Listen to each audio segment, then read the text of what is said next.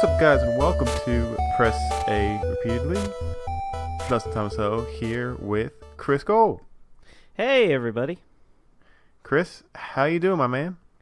I'm doing good. Yeah, I gotta be honest. I'm pleasantly surprised to be back. I thought the podcast was canceled.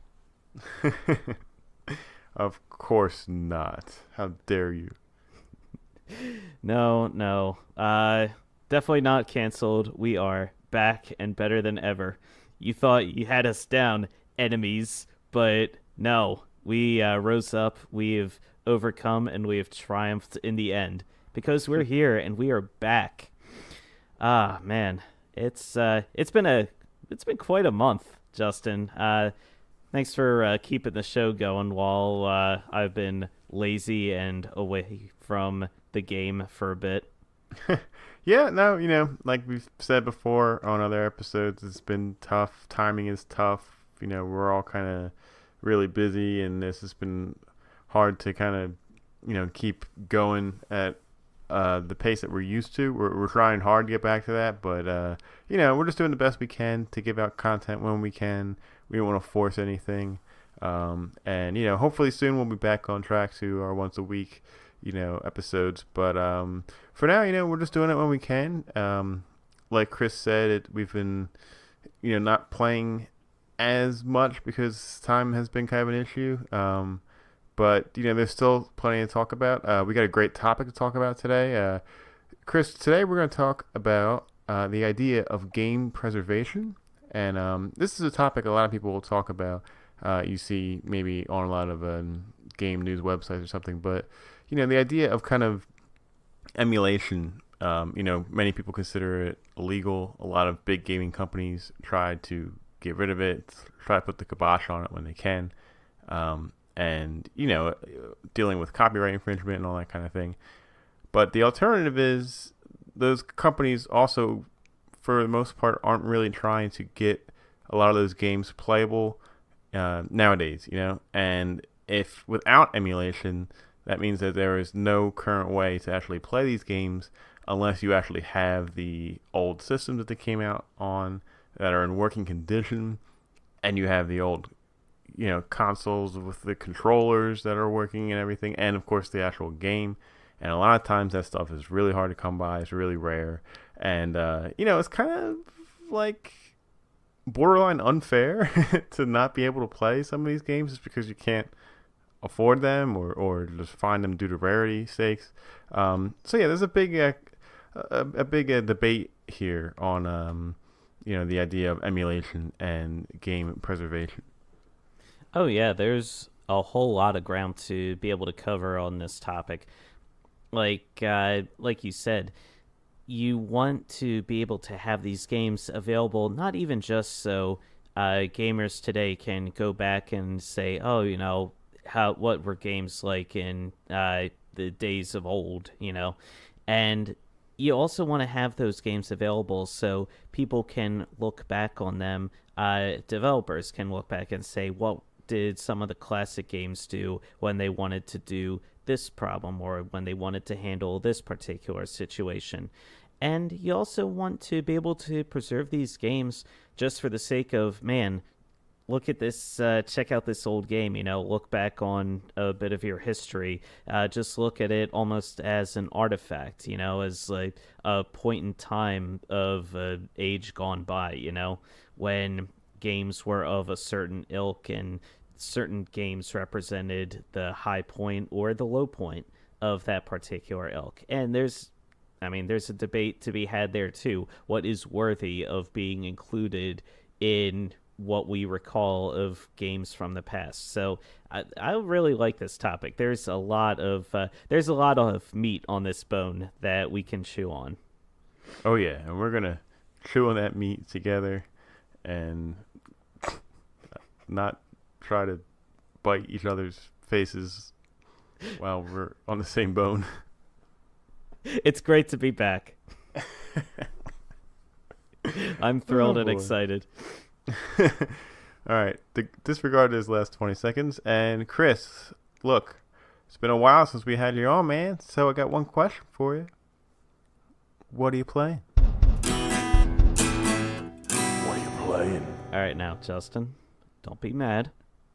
I know it's been a while since I've been on the show, and theoretically, in that time that I've been away, you would say, surely Chris, in all this time he's been away, is playing just so many video games as he's away. I've only really been playing the one. Well, And the one is, of course, Red Dead Redemption 2. It's pretty much consumed my life at this point. I'm not mad because, of course, I also am guilty of the same crime. However, there is one other game that we played together last week that we could talk about too. So we have a little bit more grounds to cover. Oh, that's right. You're right. I completely forgot about that. Yes. Okay. So, should we lead off with that, or should we save that? Should I wait till the end so we both can talk about it and then transition into yours?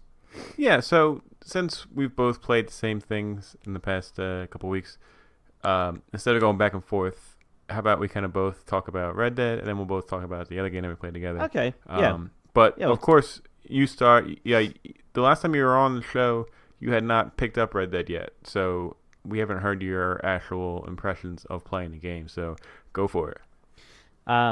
Minor correction. Last time I was on the show, I had literally just started the game. I don't think I was even an hour into the game. Oh, that's at right. that point. Yeah, I was still up on that snowy mountaintop, trying to figure out how the controls worked and everything else. And I recall that as I was on that snowy mountaintop, I was mentioning how the controls were really wonky and I was still getting used to them. I was mentioning how I didn't really like the mechanic of holding down the one button to bring up your item screen to choose a weapon or food that you could eat, and then you hold over whichever weapon or can of beans or whatever it is that you want to select, and then you release the first button that you had chosen, and you will pull that weapon out, or you'll eat the beans, or whatever happens. I've noticed that as I've been playing the game, that transition has just become very seamless. It's still a little clunky, I guess, just trying to navigate everything, but I've been playing the game so much that I'm just gotta get to my shotgun, so I go to my horse, open up the wheel, and I just immediately cycle to where the shotgun is. I know exactly where it is, how to get it, and I just boom, boom, boom, boom, boom, pull it out. Then I go over to the random camp that is kind of away from the road a little bit, and just go in and take care of business. Yeah, that's awesome, and I agree. Yeah, it was clunky in the beginning. I didn't think I would. I thought it was going to be a nuisance kind of throughout the game. And sometimes I still have a little bit of problem of accidentally doing the wrong thing, but I just go right back into the menu and get what I need without having to waste too much time. So yeah, I agree that you kind of learn as you're going, and it becomes more of a fluid motion to access those menus. Yeah, I just I just really enjoy everything about this game so far. I really love the characters. I love the story. I love the setting, the environment. This is just a beautiful world to explore and run around. It just the game lets you take those little moments of time where you can just stop and look around and be like, wow, this is just beautifully rendered. I just everything is really, really good. The voice acting is top tier for me. Probably, I guess, with the exception of Jack, John Marston's son. It's just wow, hi, Uncle John. Hi, Uncle Arthur. Are we gonna go fishing today? And it just so very clearly is an adult trying to be a child's voice. And I was just oh man, that's not well done. I'm sorry. That just completely takes me out of it. Well, can you try to imagine wrangling an actual child to do readings for a game in voice acting studio? Oh, it happens all the time. I mean, the trick though is finding a good child voice actor to play the parts. Now, there are some. There's actually a show on Netflix that Elena and I have been watching, kind of on and off because I can only see it when I'm over at her house. It's the show Hilda. It's an animated show about this little girl. She lives in the forest, and there's like these fantasy creatures, but her mother decides to move them to the city, and she's unhappy about. And the little girl Hilda is unhappy, but eventually she learns to accept it because there's fantasy elements in the city too. And her voice actress is a child's actor, and that is really good. Like that is really well done. Like she's the right mix of like precocious but not annoying. Like it's just really well balanced. So Yeah. there are good child voice actors out there, but not in RDR two. That show sounds good. I never heard of that. No, it's really, really. I think you would actually really enjoy that. The animation is beautiful. The writing is really well done. Yeah, Hilda on Netflix. Check it out. Yeah, I'll have to check that out. I just started watching season 2 of Castlevania on Netflix, and Ooh. I'm really liking that. I love the first season, so Oh, the it's first good to season was pick that so up. good. But I I'm probably gonna blow through that, and I'm gonna need something else to watch. So yeah, it sounds great. hmm So yeah, getting back to Red Dead. Um, Elena watches me play every once in a while, and she commented today as I was playing the game. She was like, "Man, Arthur Morgan is just like the way you play him is kind of like a sociopath. Like on one hand, I'm riding around and like seeing people like, "Hey, mister, how you doing? Tough day today. Oh, I'm sorry to hear that." And it's like, oh, he's so nice and friendly. And then randomly, no rhyme or reason to it, I will see an individual and be like, this person has to die. You've And always been that way in games that give you the option to kill anybody you want. I don't know. It's just this feeling of power overwhelms me, and I'm like, I need to just like today, I was riding along, and there was a guy on horseback, and I was like, okay, so I pull out my lasso, and as I'm riding by him, I lasso him, yank him off the horse, and start dragging him behind me, and I just ride off for a little bit, and Oh my god. I didn't want the guy to die, but he wound up dying. Oh, how kind of you to not want the guy that you've lassoed and are dragging behind you on a horse to not die. I mean, things happen, Like I wanted to I just wanted to drag him for a bit, and then I was gonna like, all right, time to stop the horse, and then I get like the ding, like the guy died. I'm like, ah, crap. So I'm like, ah, jeez. So I go back, I loot his body, and I hop back on the horse, and I decide to try this again. But not. I don't want to drag this guy next time. I just want to hog tie him. You know, hog tie him, and then Sure. just take him somewhere else. So that's my new game plan. And I wound up. Elena was judging me the whole time I was doing this, by the way. I didn't appreciate being judged. But I ride up to this one feller, and I, at first, I pull out my gun. I was like, oh, no, that's wrong.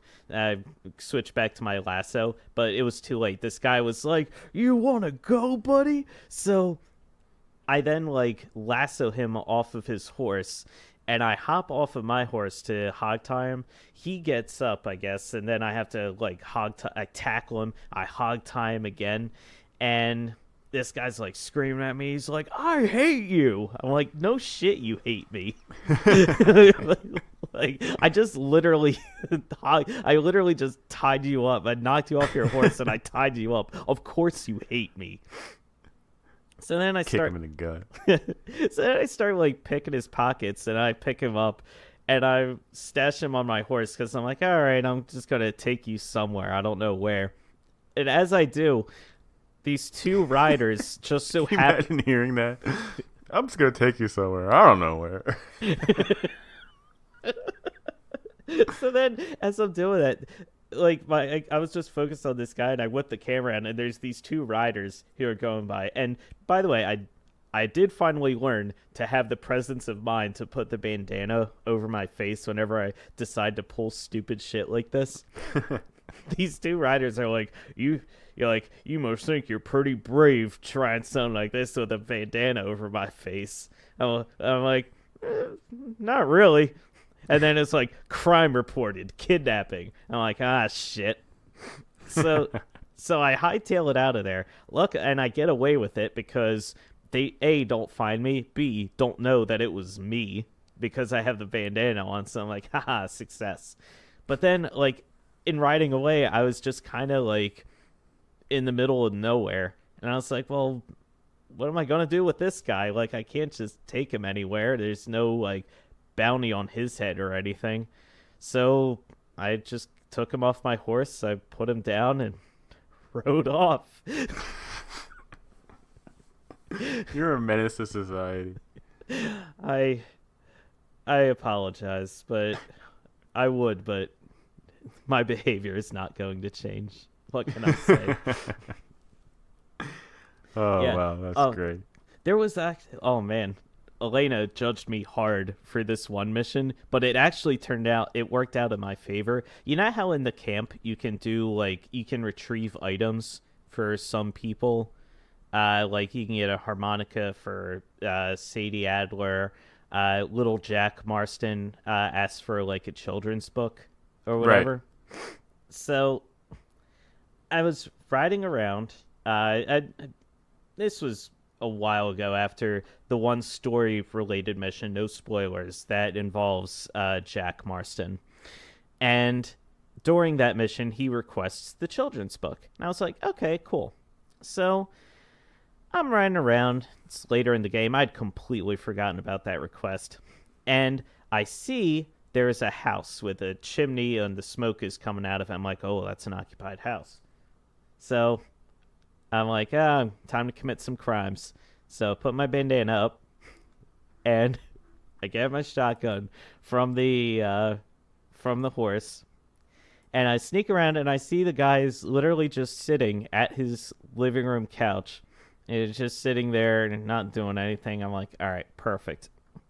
So I charge into the house. Boom, I kick it in. I go dead-eye. And I hear the guy go, what the? And I boom, and his head explodes all over the room. I was like, oh, shit. Like, I didn't want the guy's head to explode, but yeah, it made a mess. Next thing I know, the door like kicks open and there's a guard. He's like, what the hell's going on in here? And I tried to shoot him, but I fired wildly and I missed. And the guy just starts like hitting me. So I just start like beating the shit out of him. And eventually I knock him down and I kill him. I was like, oh crap. So I was like looking around. I'm like, hey, this went a lot messier than I initially intended it to. So I look around and I loot the place and I find a book lying on the coffee table. And I'm like, oh, all right. You know, I like pick it up and I stash it. And among with other valuables and jewelry, money, things like that. And then as I'm exploring more of the property, and I round a corner, and there's these two guys, like these two ranch hands who are just lying they're just like sitting in the back, like not doing anything.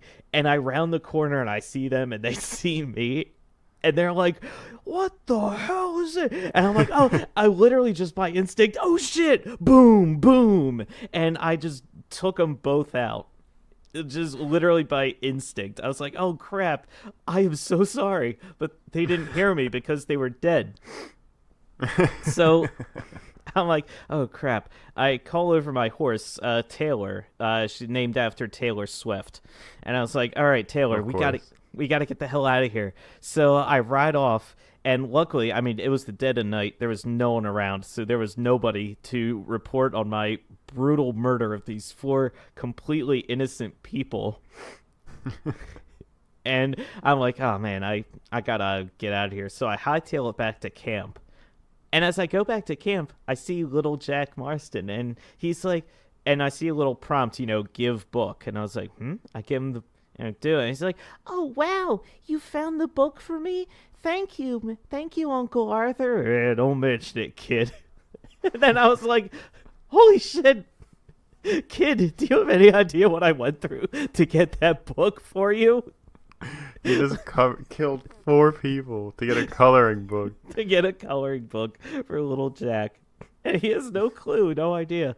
I could have stopped at like Barnes and Noble or something. He would have no idea. But no, I was just like, yep, let me just rob these poor innocent people blind, brutally murder them. The one guy, he said, literally, he's just, imagine, he's just sitting in his living room, not a care in the world. Then boom, the door's kicked open. What the? And then his head explodes. Oh my god. Yeah. Oh, Lord have mercy. Well, you got him the book. I got him the book. And Sadie, she asked for a harmonica, so I'm still on the lookout for that. Yeah, I happened to find that just randomly in somebody's house. I did not have to kill anybody to get it, but I guess we each go our own path, right? Yeah, we each blaze our own trail in this game. Not to interrupt, but yeah, I actually did a mission yesterday. Because I got down to where you're at the second campsite, and that's what I was going to ask you was where are you in the story so far? Yeah, I just got to chapter 3, and I found this one guy in the town of Rhodes. I don't know if you've gotten him yet or if you've seen him, but he's this old, like, drunken guy who's, like, extremely down on his luck. Yes. Yeah, and he asks you to, like, go back to his house that was repossessed by the bank and find the 3 artifacts. I just did that mission, and I was like, holy shit. Like, I mean, like, I am not a good person in this game, but this guy was a complete scumbag who pretty much deserved everything that happened to him, and he deserved his misery. Like, yeah, that was a wild quest. That was a very wild quest. And, like, I literally, like, I was playing and Elena was watching me, and after playing through and getting through his house, I had every intention of going back and killing this guy, because I was like, if anyone in this world deserves to die, it's this guy. But at the end, like, there's the cutscene where you give him back all the things that he had, and Arthur is like, your way of life deserves to die. And the guy just starts, like, sobbing, and he's like, it was, like, the most pitiful, like, pathetic thing that I've ever seen. And I was just like, you know what? It would be more cruel to leave this guy to his misery than to actually shoot him.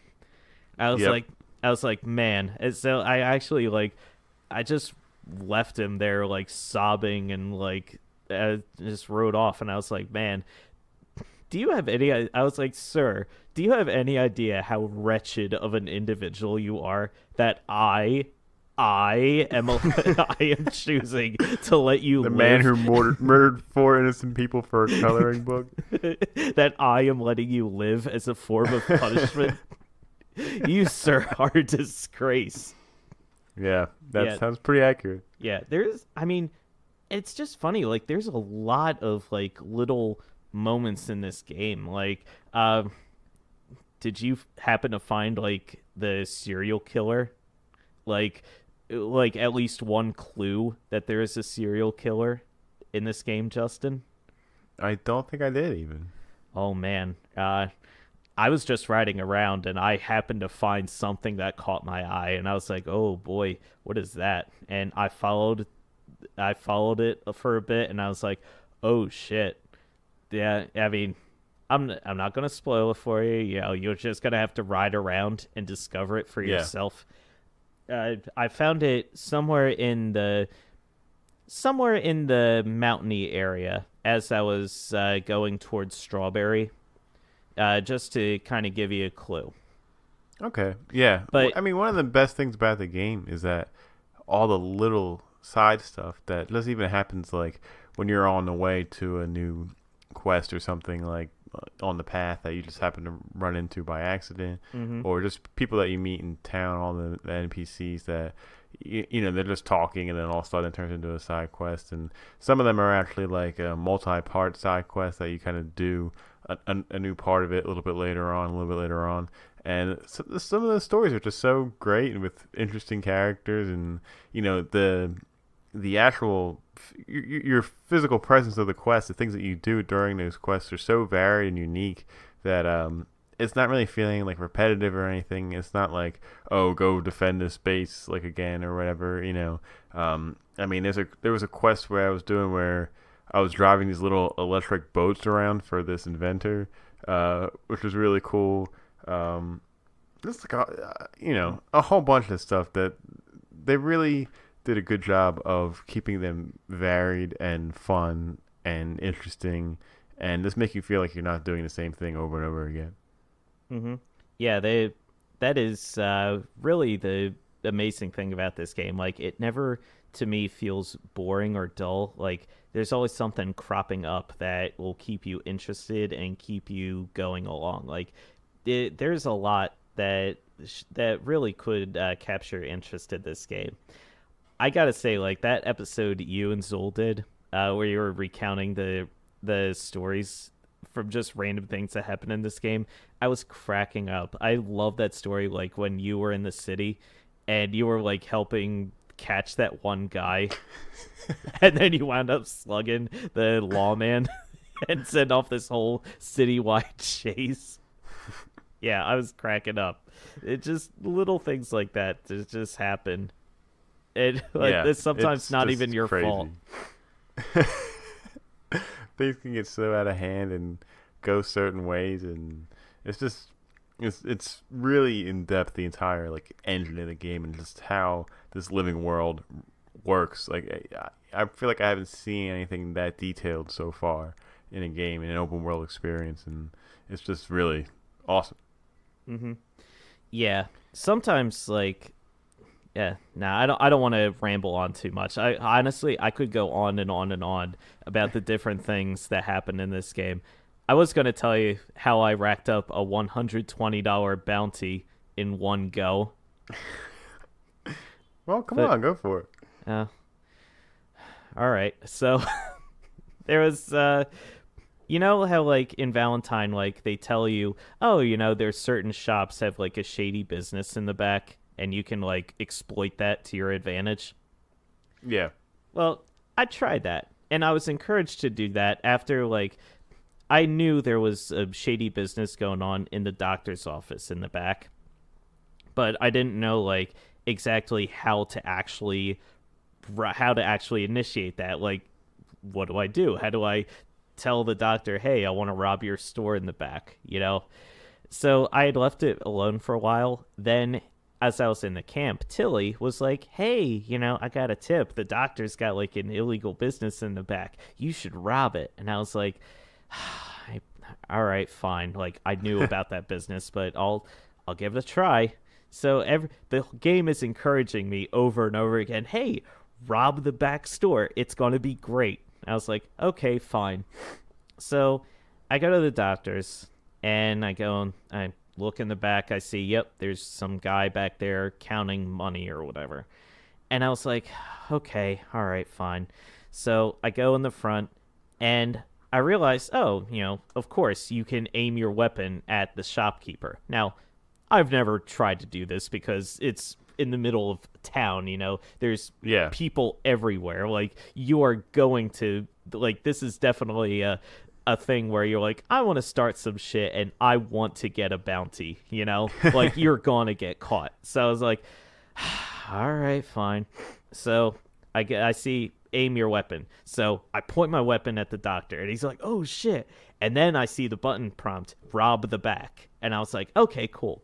So Arthur's like, that shit you got going on back there, I want to rob it. And the doctor's like, no, man, you don't want to get involved with them back there. And I was like, I said I want to rob it, and god damn it, I want to rob it. Now, I'm paraphrasing. This is not actual dialogue. The people dialogue. The people at Rockstar are much better writers than that.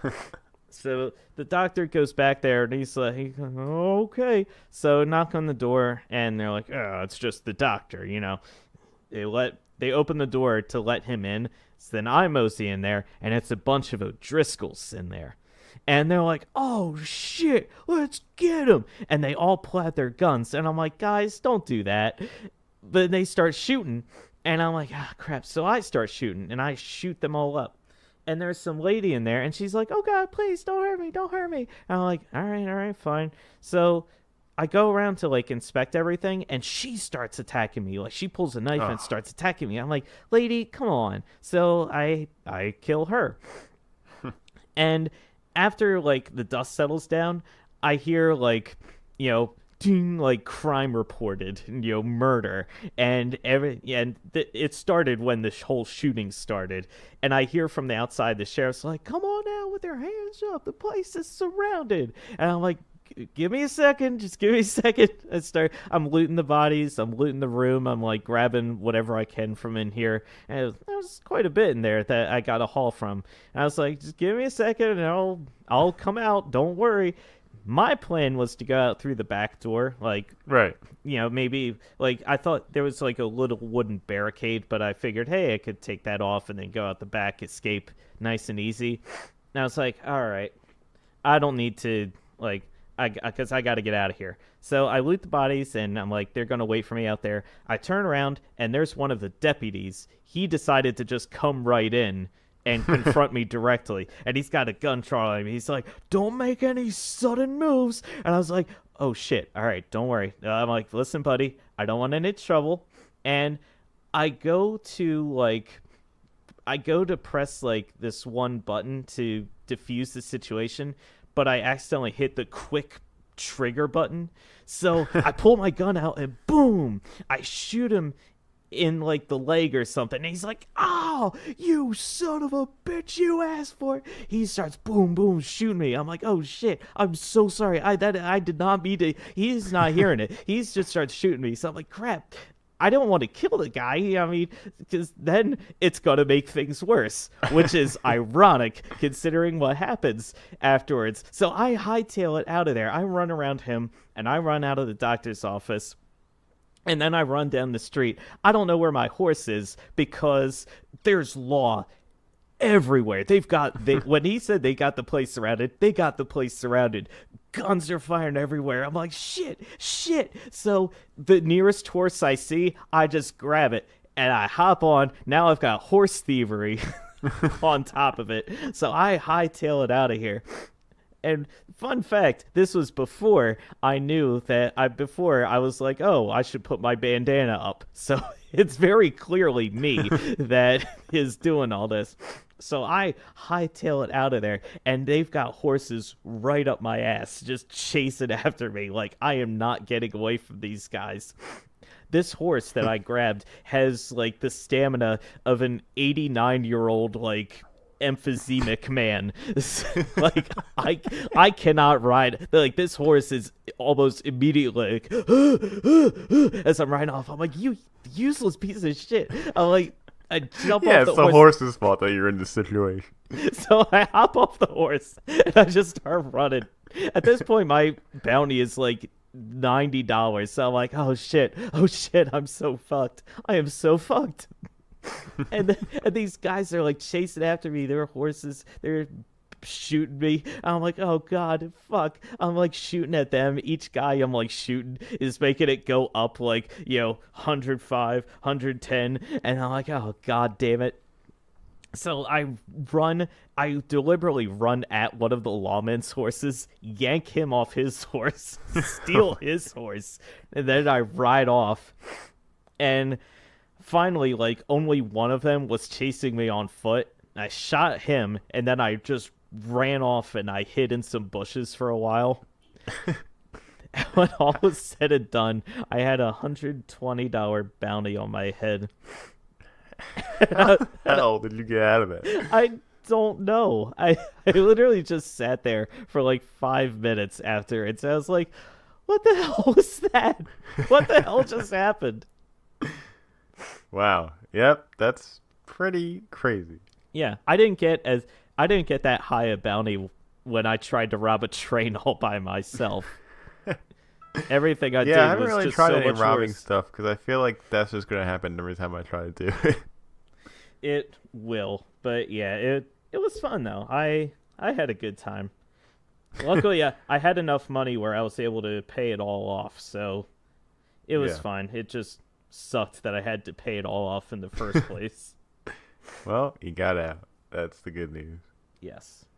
Um, so I had a unfortunate thing happen to me on Thursday night. I was here. I was working on some projects, and I wanted to listen to something while I was working on it. And there's one group of guys that I follow on Twitter. They have their own podcast that they kind of live stream on Thursdays, and I was like, all right, let me just have that kind of going in the background. Oh, that's cool. Um, yeah, but that didn't start until 8:30, and it was 8 o'clock, and I was like, all right, I got some. I'll see what else I can find. And one of the guys from that podcast was on Twitch, and he was streaming before the podcast. And his link said in Twitter that he was streaming Dragon Ball Z Fighters, or Dragon Ball Fighter Z, or whatever it's called. Um, and I was like, all right, cool, I'll pop that on. I haven't even seen that game in action yet. I'm curious. And I never watched Twitch or any of that. So this was like my first time of actually like sitting down willingly going to Twitch and watching somebody play something. And I'm like, all right, I'll watch this guy play Dragon Ball Z for half an hour. So I click this, some stupid ad for some movie or whatever plays. And then it loads up, and it's not Dragon Ball Z Fighters. This dude is playing Red Dead Redemption 2. And he's not just playing Red Dead Redemption 2, he is playing Endgame Red Dead Redemption 2. Oh shit. Yeah. And I saw something that was a huge spoiler, and I was like, well, god damn it. And I never watched Twitch. The one freaking time I try to watch Twitch, and this happens, and I turn it off immediately, and I was just super annoyed. And yeah, that was my Thursday night. That I'm sorry about that. Like that never happens to me. Like it's been a long time since I've actually watched anything on Twitch. I think the last time was like one of the GDQs, but yeah, never that never happens to me. Like I usually, I don't know, I don't usually try to follow, I don't pick up a random stream. I usually find a pretty reputable streamer and then watch them, and then just kind of like maybe branch out from there. But yeah, I'm very sorry that happened to you. For what it's worth, I'm pretty sure like I randomly read some spoilers in the comments of like some article that was completely unrelated to Red Dead Redemption 2 or maybe even video games in general. Because some guy was literally like, "Wow, this reminds me of when this happened at the end of Red Dead Redemption 2." Oh, come And on. all the replies are like, "You dick, you asshole." And it's like, yeah, like, ugh. So Yeah, I feel like I'm like punished because I kind of take my time with games, and like it's just, especially with this game where like literally 700 million people are playing it right now. Like it's just gonna be so hard to kind of avoid all that stuff. The only thing that made it a little bit better was I kind of had an inkling that this thing was going to happen, so it's not too bad. But whatever. I played the original Red Dead Redemption pretty late, and I had already known like the big kind of like twist thing at the end of that, and it didn't sour my experience at all. So I don't think this will happen either. But yeah, whatever. That's just life, I guess. yeah, unfortunately, spoilers will happen, especially in this day and age. Yep. All right, so that's about 40 minutes of Red Dead Redemption 2. Chris, Yes. last week you played For the King for the first time. I certainly did. And I certainly hope not for the last time, because I gotta say, I had a blast playing with you and Nick. Yeah, and the best part about that is that if you're in the middle of an adventure, you can kind of save it and pick it up again at a later date.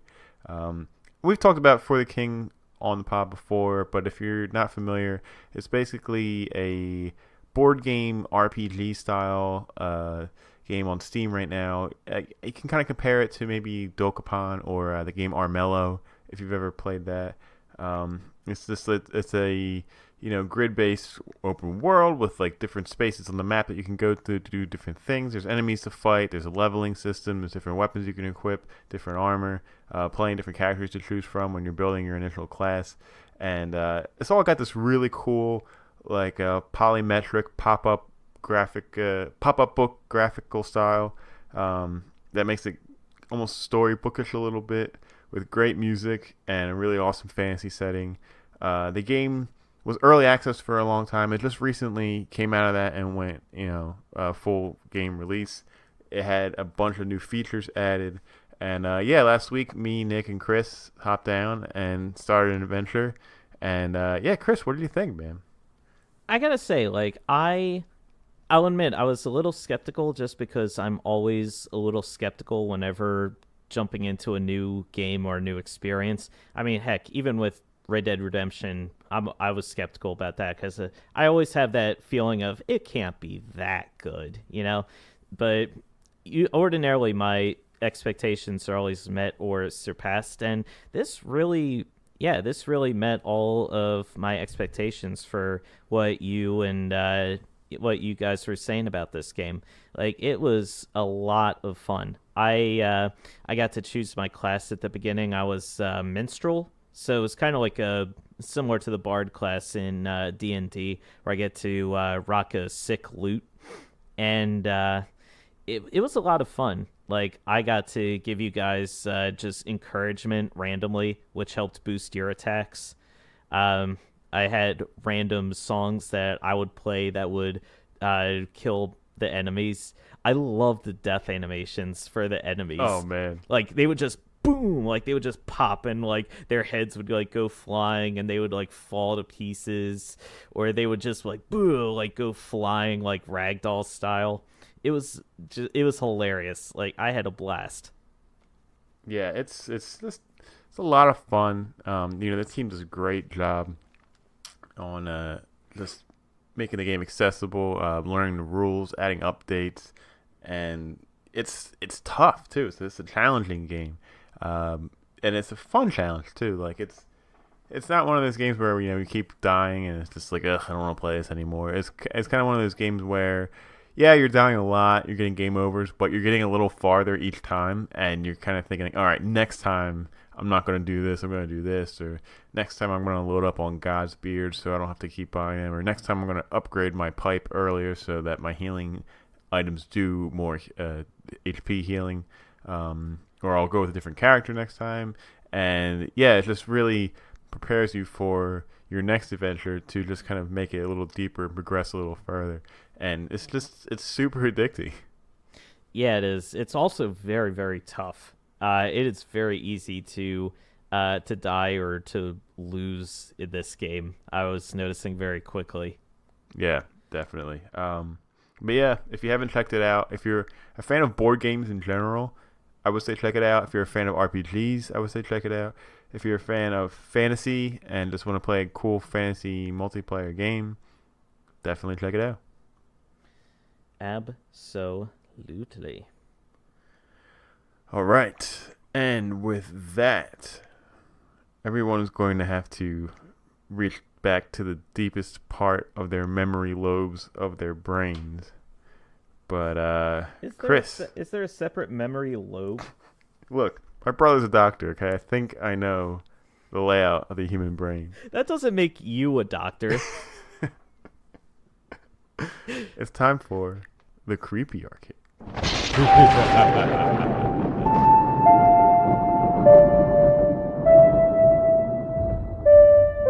The Creepy Arcade.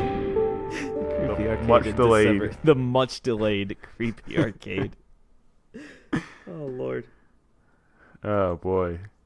If you remember, and if you over a month ago, I gave Chris the game I don't remember the name of. Hold on. Let me Let me see if I can find it. I played the damn thing and I don't even remember. We are professionals, ladies and gentlemen. I'm keeping all this in, by the way. No, by all means, by all means. Where are you? Where are you? Aha! Haunted, Halloween 86, The Curse of Possum Hollow. Yes, exactly. Chris? If you remembered that title, man, you should be running the wiki. You really should. Hell, you should be taking over this pod. Let's not go crazy. So, what do you think?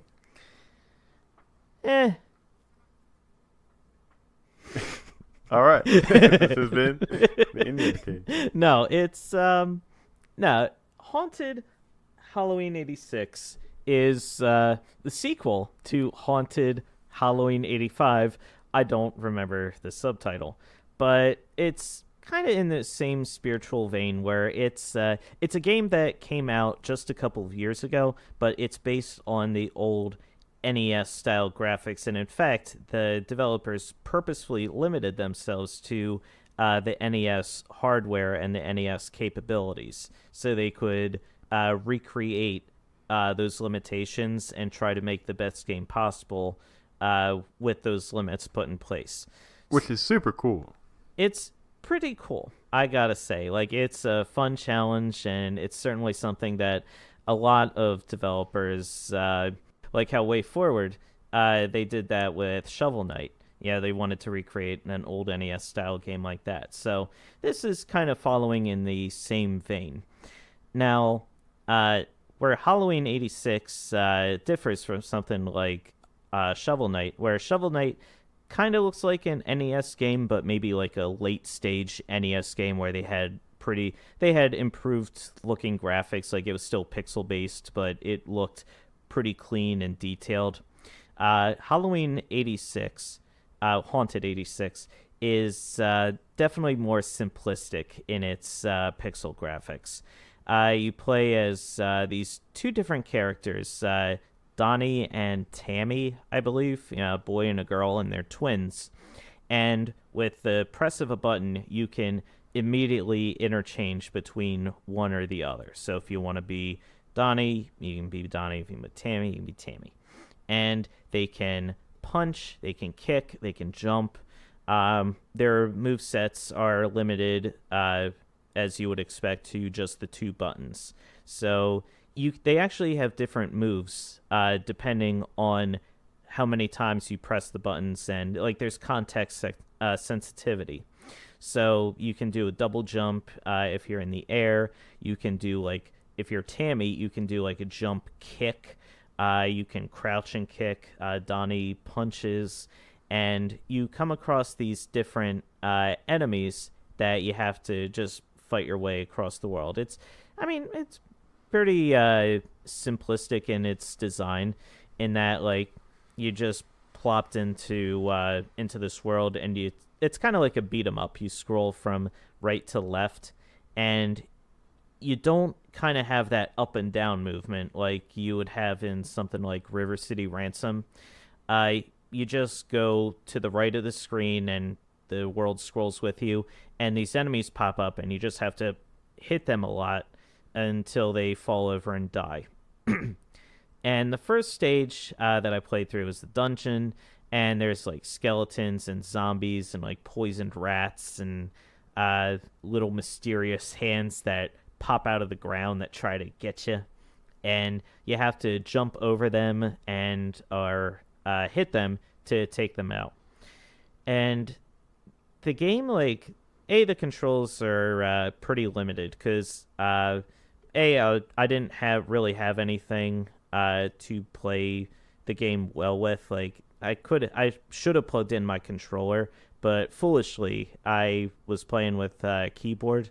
But even then, it wasn't too bad because, again, you just have the two buttons plus the directional buttons to move. The hit detection on this game is very lackluster, I'm sorry to say. That's frustrating. So, yeah, like, there were times where, like, I would be, like, hitting a skeleton, and it felt like the skeleton was a whole like arm's length away from me, but it was still reacting as if I was hitting it, and then it collapsed into a pile of bones.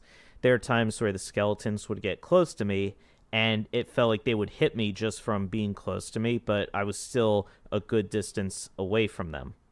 The game is also very, very, very challenging in just like the different amount of enemies that you have to fight, plus just trying to wrangle the controls and hit the enemies with good timing. Like the rats are gonna just run. They run back and forth across the screen whenever they show up, so you have to like get down and hit them at just the right point in time. Otherwise, they're just gonna like run through and they'll hit you. And every time you get hit by enemies in this game, you are poisoned, ever so slightly poisoned. And you start out the game and you're it's actually a pretty clever health system. You start out each level at full health, and your skin is like pale. So you're like, okay, like your normal regular skin. As you get hit by more and more of the enemies, your skin slowly turns greener and greener and greener, until finally, when you die, you're pretty much your body is left as like a green rotting skeleton, pretty much. So every time, That's kind of so cool. Is there no like health meter? Your only indication is the shade of green your skin color is. yes, so Ah, so the darker shade, so it's actually a very clever way to indicate how close you are to dying or how healthy you are without having like a HUD to indicate like, hey, your health is getting low, or like hearts or something like that. So you just have to yeah. look at your own character and say, oh, she's turning green, better find some candy or something. So the health items in the game are like various foods, ordinarily candy corn. You find those just every once in a while through the levels. Not too much where it's too easy, but they're not so infrequent that you're like, oh, where are they? So it provides a bit of a challenge. I think with it's one of those types of games where you have to play over and over again, kind of get the layout of the level, and then as you realize, okay, this is where this enemy is, this is where this particular jump is, you can kind of go through and play the level that way. Cool. But yeah, it's a pretty neat game. It's not exactly my favorite. But it was certainly a lot of fun. It was a nice end cap to our creepy arcade. It was suitably creepy with spooky skeletons and zany zombies and all sorts of creepy terrors lurking around the bend. It was a perfect way to kick off the holiday season as we get into Christmas. How is the music? Um, It was like standard NES music, I guess. Like it didn't really stand out to me too much, to be honest. All right. Yeah. Cool. Yeah, but that was Halloween, haunted Halloween '86. So if you Pretty were sure that was waiting the at the edge of your seat for 4 weeks for that review, I hope it lived up to stuff. I sincerely hope it was worth it. There's no way it was, but yeah, we're doing the best we can here, folks. Hey, you know what? The review's in, and we're getting back on track. And now, you have to give me a game. I certainly do. And Justin, are you ready to have your brain blown? I don't know if that means literally or figuratively, but yeah, why not? Sure. So, I don't know how good you are with puzzle games, Justin, but this is a game that is sure to rack your brain and make you think outside the box. Hopefully in a good way. This game came out a couple years ago, and it's only described as minimal puzzle game. Justin, your indie arcade game for this week is Clocky. That's Klocki. Clocky. Yes. Literally, the description is just minimal puzzle game. Well, I like minimal style stuff. What was that game? It was an indie arcade game I gave you a little while ago. It was about like Oh, Empty. yeah. Yeah, that was the game where you had to rotate the room around and make everything the same color. Yep. Yeah, that I remember that. That was nice, short, and sweet. Yeah, the developer had made that as like a experimental type design, but yeah, it was a really cool concept. Awesome. Yeah. Just initial looks made me kind of think of that. Yeah, it also looks like this just from the way the spelling is in the game itself. It looks like it was maybe a Russian developer, which also reminds me of Empty because that was by a Russian developer too. So the similarities are endless. um, yeah. Awesome. I mean, I like the style of it. It's got these bright colors, and it looks like almost like Rubik's cube style puzzle. Like all the puzzles look like they're in some sort of a cube or cross or something with tiles being moved around. And I do really like puzzle games. I don't know if I've ever expressed my interest in them on the pod. Even though they do get tough after a little while, I like them a lot. I like games like P-Cross. And Hmm. there's a P-Cross 3D on the 3DS, which also this kind of reminds me of. And yeah, I just love kind of kicking back and like messing with these. And yeah, I'm excited, man. I'm probably gonna have a good time playing this. Hopefully. All right. Well, can't wait to hear your thoughts on it next week or next month or whenever we have our next episode. I'm gonna go ahead and say next week. All right. I admire your optimism. I joke. We are going to have the episode next week. Awesome. Don't you worry. All right. So what do you say we take a quick little break, and when we come back, we're going to discuss video game preservation, emulation, and maintaining video game history. Sounds fantastic.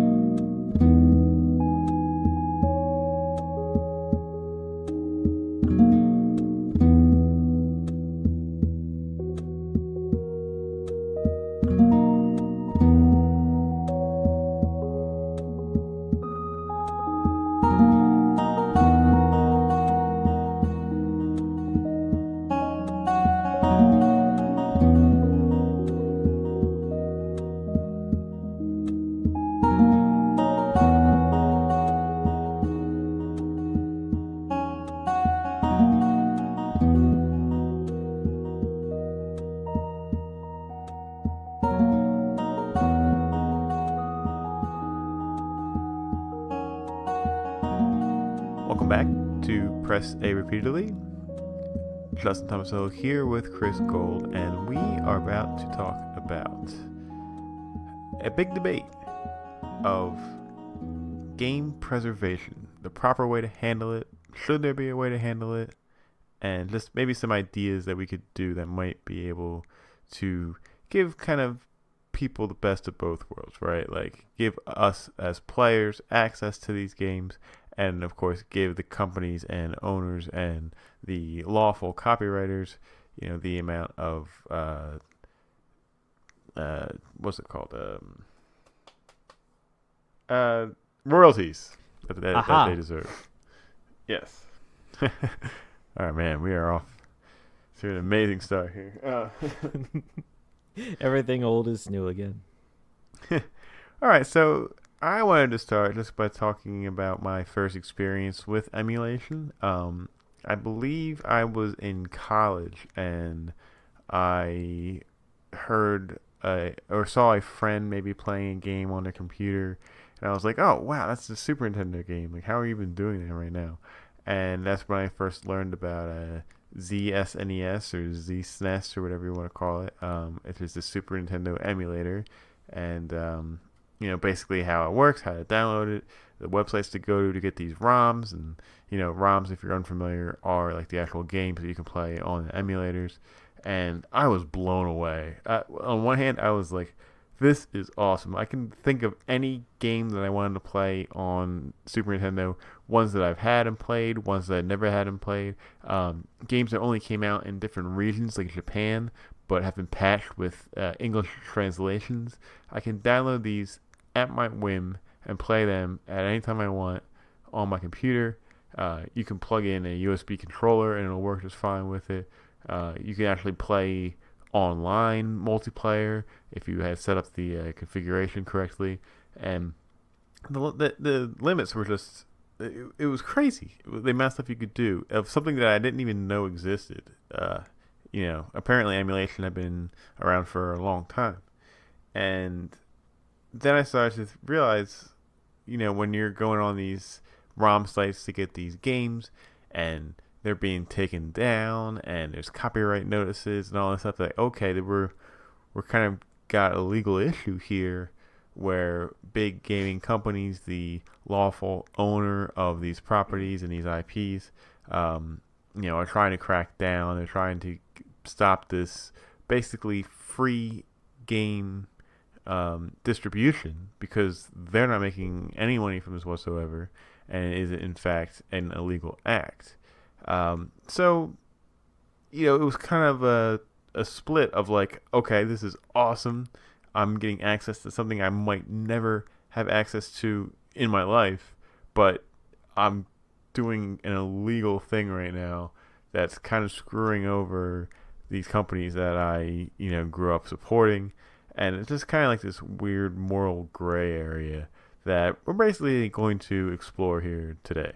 I guess the first question that I guess I want to resolve is, when does like when does ownership of the game revert from the company's ownership to something that everybody can enjoy? Like, when would it enter, to get into like the legalese and talk about copyright law, when does it enter the public domain?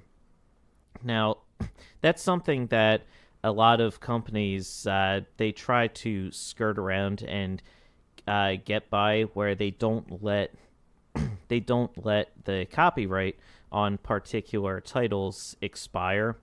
Well, the where especially the more famous ones, like old school, let's say like Mario games or Castlevania or things of that nature, and they will re-release them. You notice how they have a lot of re-releases lately. Those re-releases will renew the copyright on those titles and maintain them with the same company who created them. Now, a lot of the older companies who developed these games a long time ago and are no longer in existence, like you've got like, for instance, Hudson Soft and the Bomberman series. I forget who owns Bomberman at this point. I think it's Konami. Konami. Yeah. Yep. Yeah, they own the franchise now, but they don't really have that same draw, that same connection that they have with the old school Bomberman games from the days of old. There are other older games from the old 8-bit and 16-bit eras, where those developers, like, they developed, and then they died off, or the developers just didn't have interest in video games anymore and they left, as the industry was still in its infancy at that point. Well, what do you do with these video games? Who owns that copyright? And it's just a very challenging issue, because you could very easily say, like, think about a game, like, even like a highly considered game like Super Mario World. When that first came out, it was very critically acclaimed. Everybody played it, but that game has also, up to this point, been re-released over and over and over again in one form or another, whether it's through the eShop or it's on like the Game Boy Advance or just any other, Super Hex. What was it, Super Mario All Stars? Right. Yeah, I mean it's.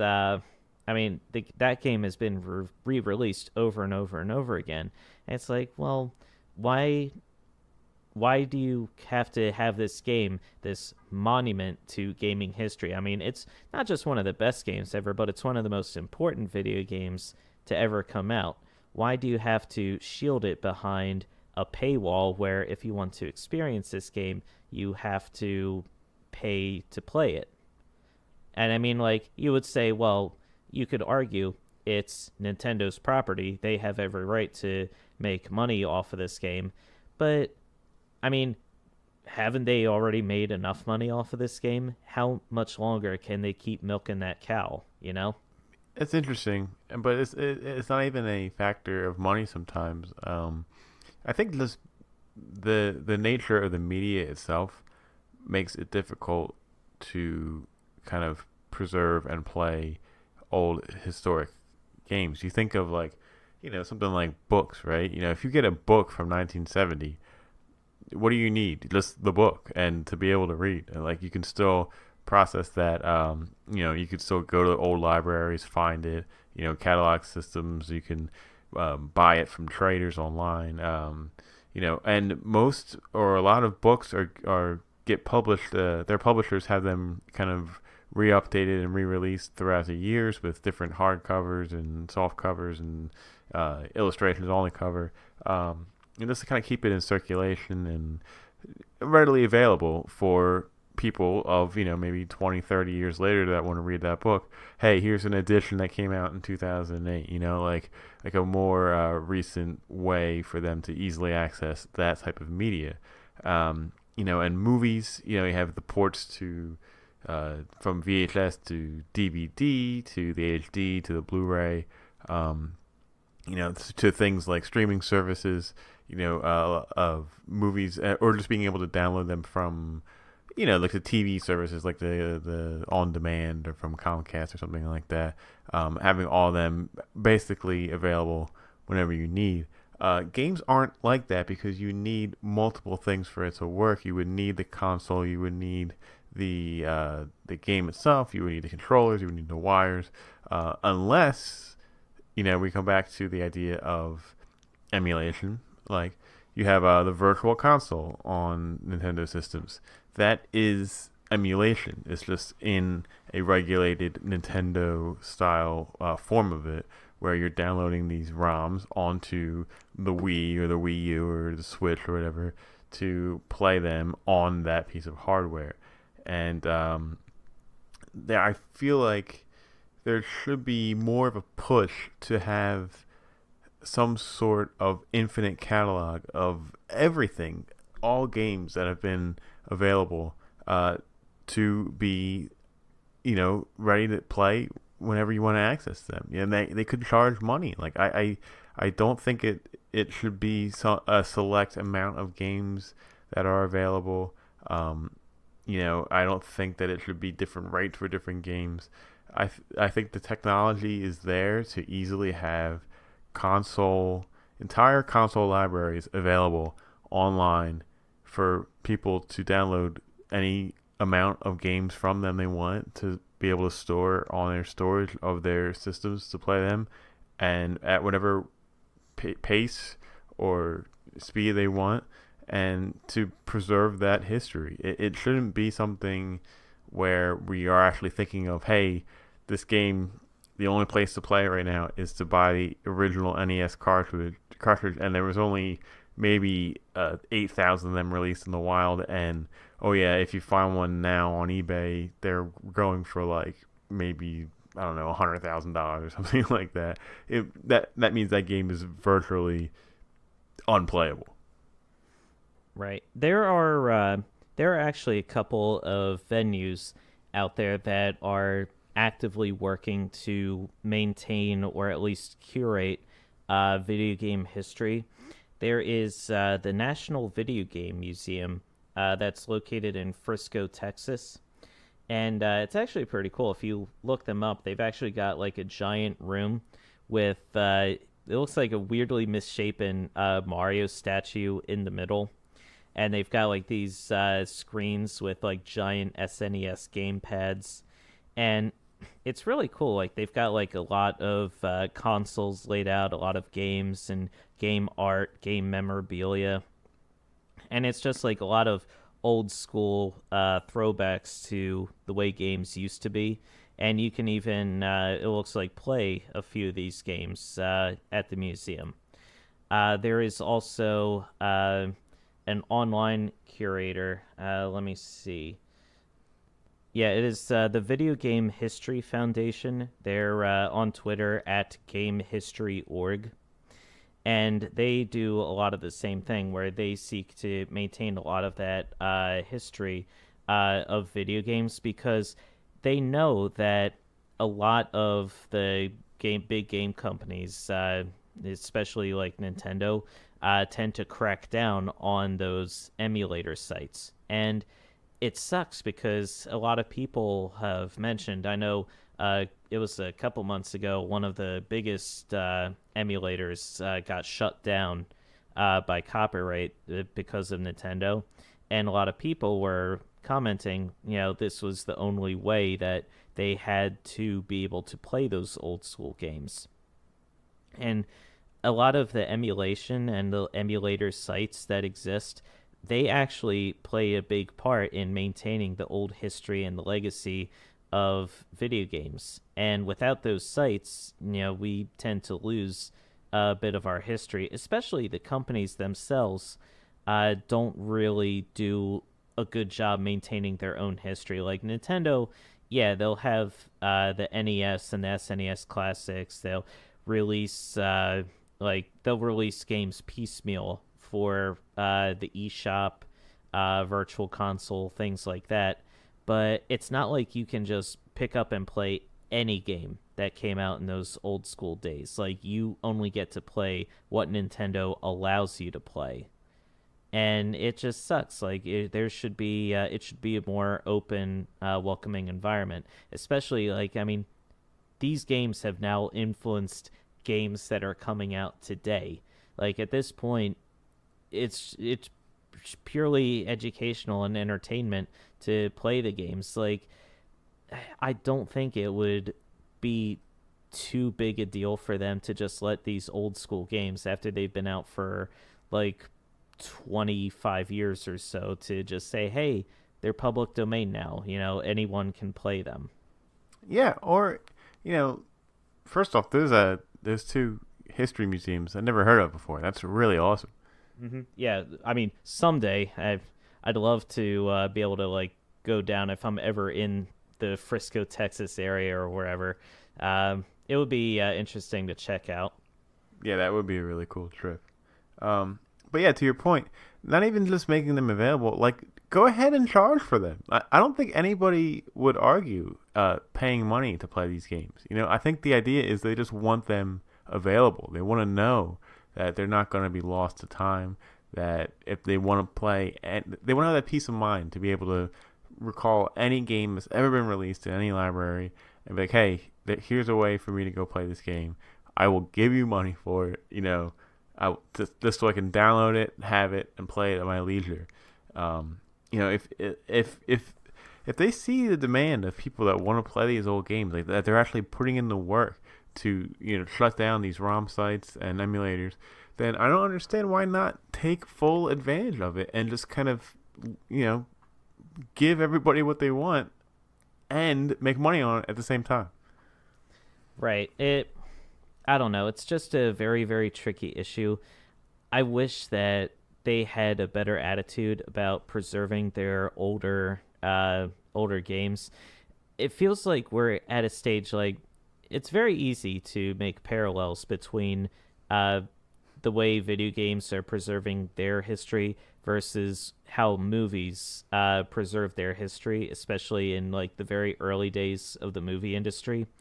Like a lot of movies that were made in like the 1910s, the 1920s are lost to time because back then I mean, most of the studios are like, yeah, we don't care about any of this. Like, they're just cheap, shitty little movies. Like, no one is actually gonna give a crap about any of this. So they would either like they would like blank out the formula. They would blank out the film and reuse it, or they would just store it somewhere in an unsafe storage zone where the film would get destroyed or ruined by like moisture in the air or whatever.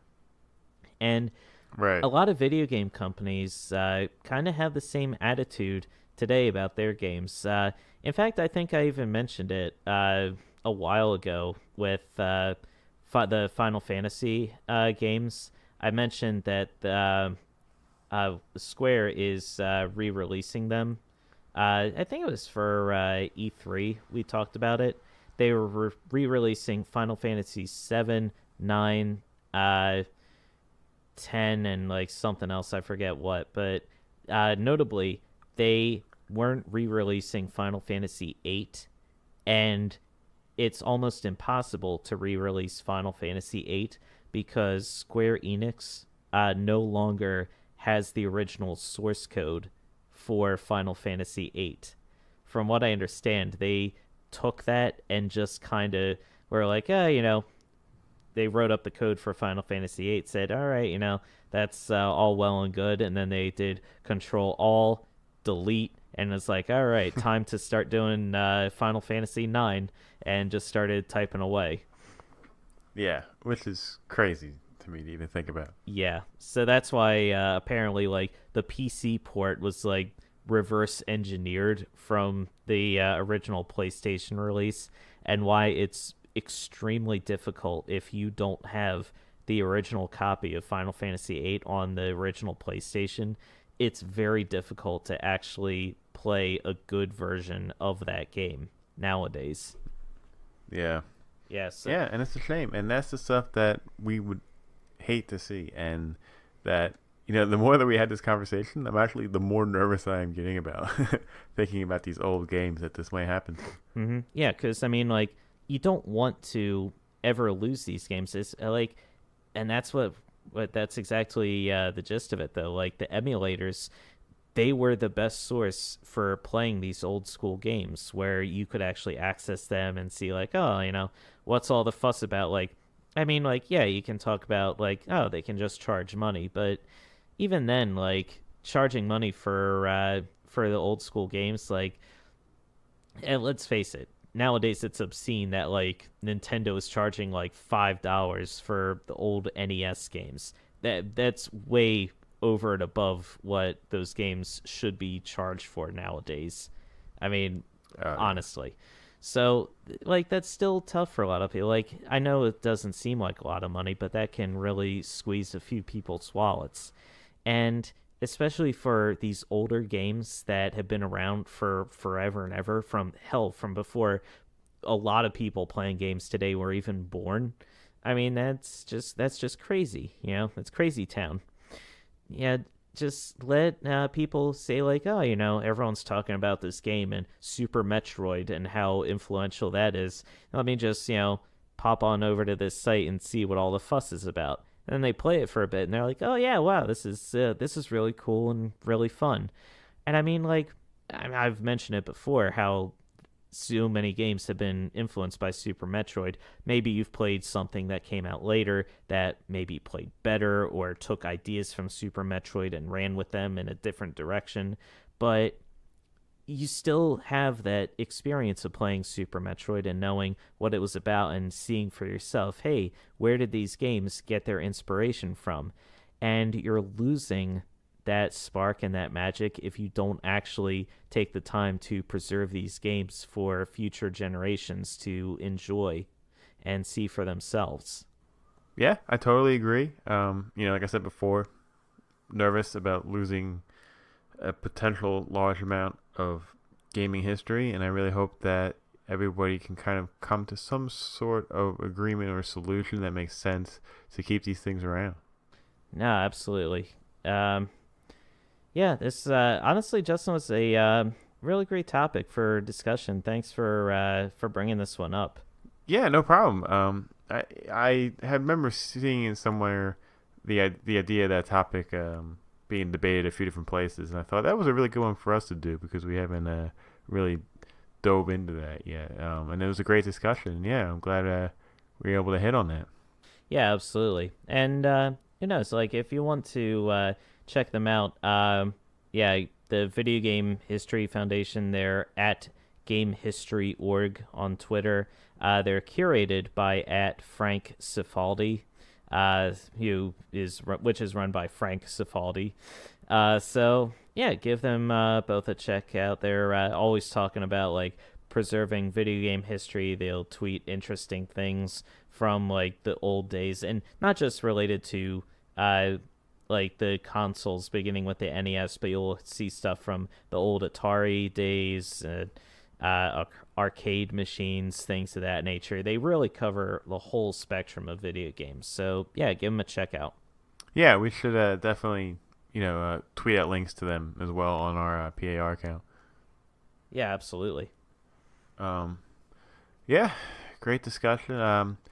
Kind of a pretty big week of games coming up. I believe Smash Brothers comes out this week. Smash Brothers comes out on the 7th, which is this Friday. Yeah. Oh my god. Yeah, we've got Smash coming out.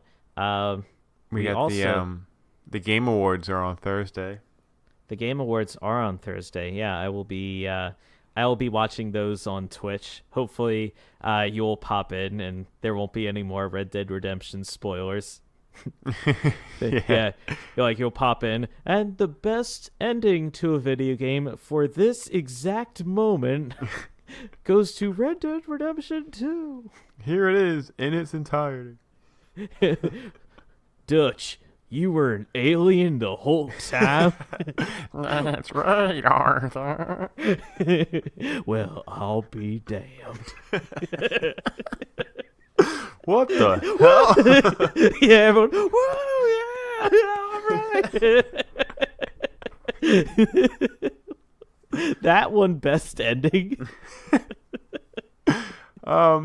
Yeah, the awards are fun. It's fun to kind of debate and see. And I think they do a really good job of trying to acknowledge everybody to the best they can. They're also kind of a pain to watch because I remember it wasn't as bad last year, but 2 years ago, like the ads were just absolutely atrocious in the Game Awards, and kind of made it a little brutal to watch. But I think that the best thing about the show is that they also unveil a lot of new stuff that hasn't seen like any light of day yet, and they're promising to unveil 10 new games at the Game Awards this year.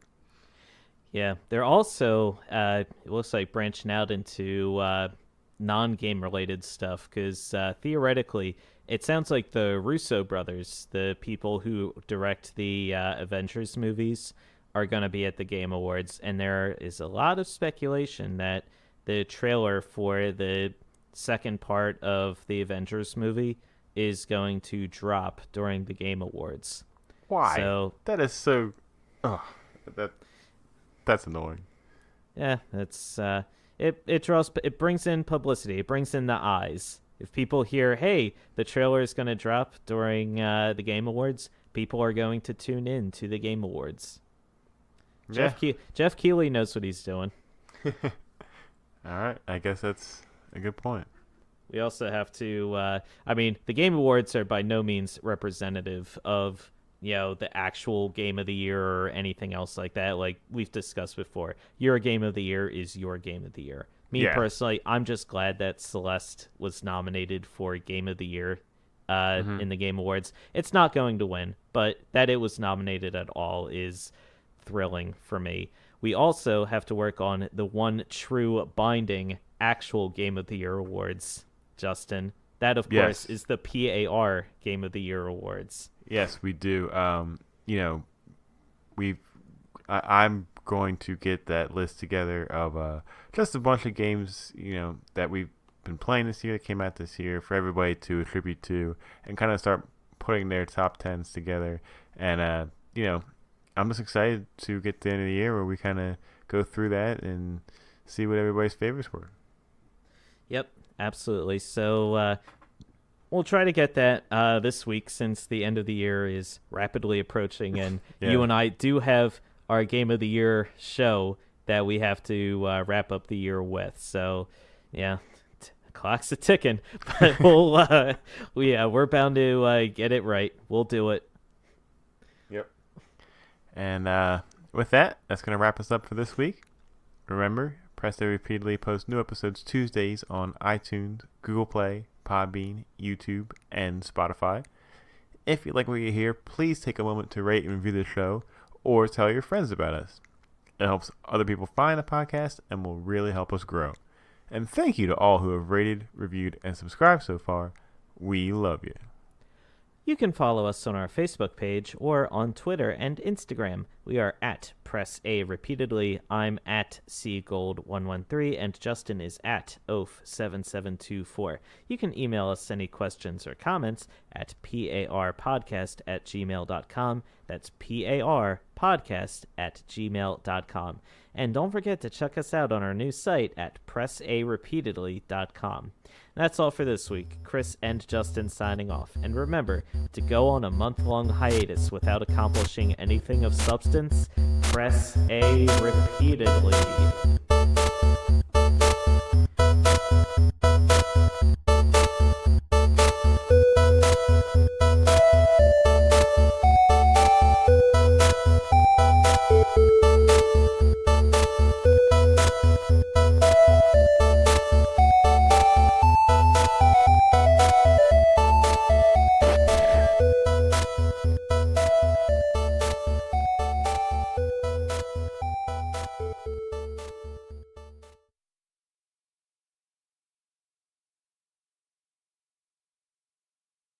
That's my boy.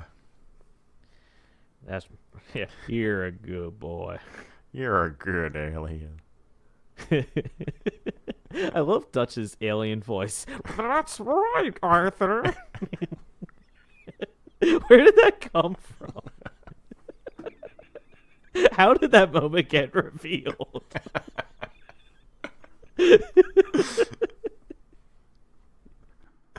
not even explained at all in the sequel, the original Red Dead Redemption